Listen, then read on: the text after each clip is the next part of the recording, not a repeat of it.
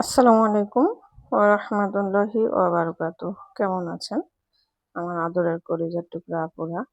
আল্লাহ সবাইকে ভালো ও সুস্থ রাখার তৌফিক দান করুন, এই দোয়া সবসময় করছি। আপুরা, আজকে আমি কলমি শাক ভাজি রান্না করব। তো চলুন রান্নাটি সঙ্গে থাকুন ও আমার ভিডিওর পাশেই থাকুন।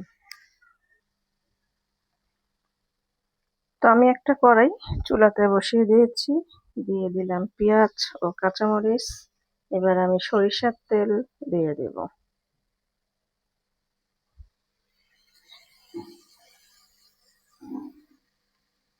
সরিষার তেল দিয়ে দিলাম। এবার আমি পেঁয়াজ আর কাঁচামরিচটা একটু ভেজে নেব।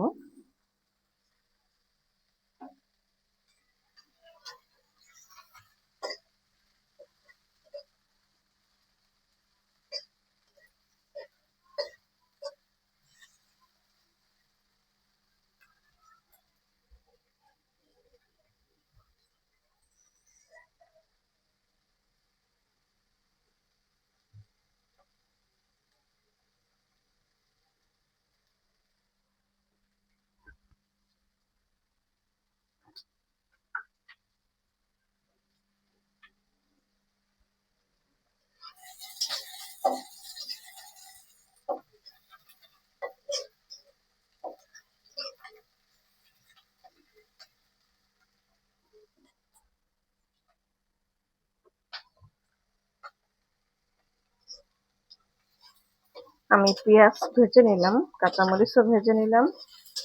এবারে আমি কলমি শাকগুলো দিয়ে দেব।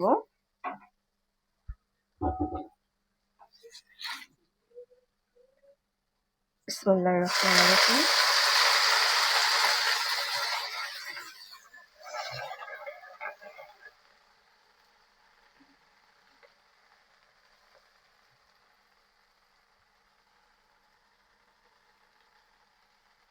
আমি পরিমাণ মতো লবণ দিয়ে দিব।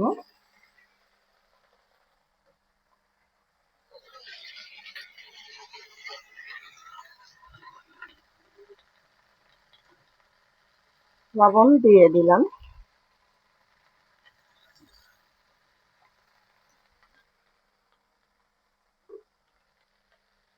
এবারে আমি ঢেকে দিব।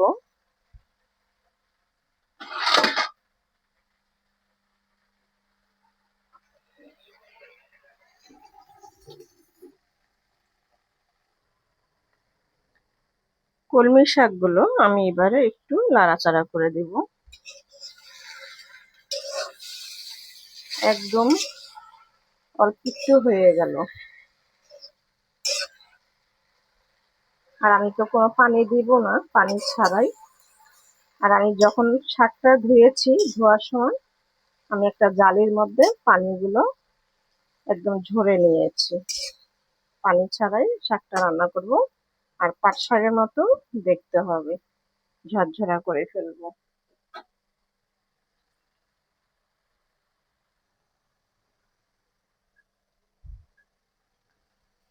আমি এবারে শাকগুলো দলাগুলো আমি ছাড়িয়ে একটু ঝাড়া দিয়ে দিয়ে পাট শাকের মতো ঝরঝরা করে নেব।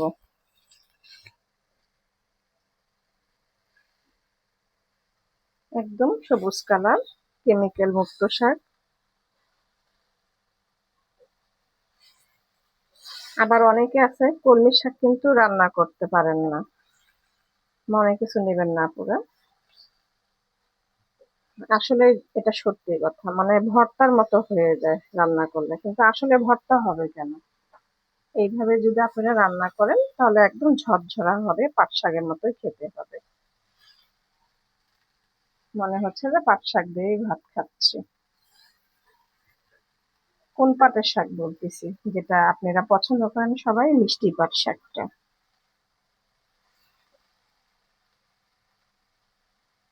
দেখুন আমি দলাগুলো ছেড়ে নিচ্ছি।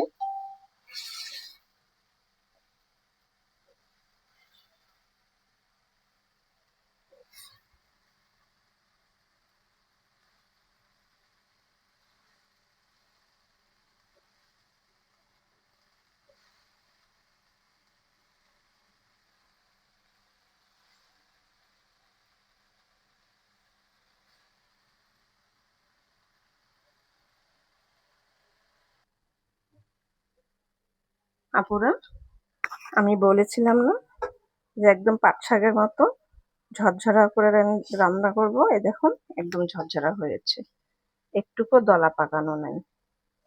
আর এই শাকটা কিন্তু খেতে অনেক মজাদার।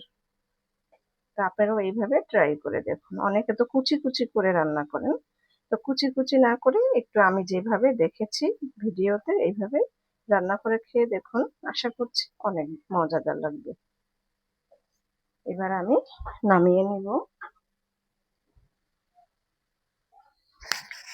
আপুরা, নামিয়ে নিয়ে আসলাম কলমি শাক ভাজি রান্না।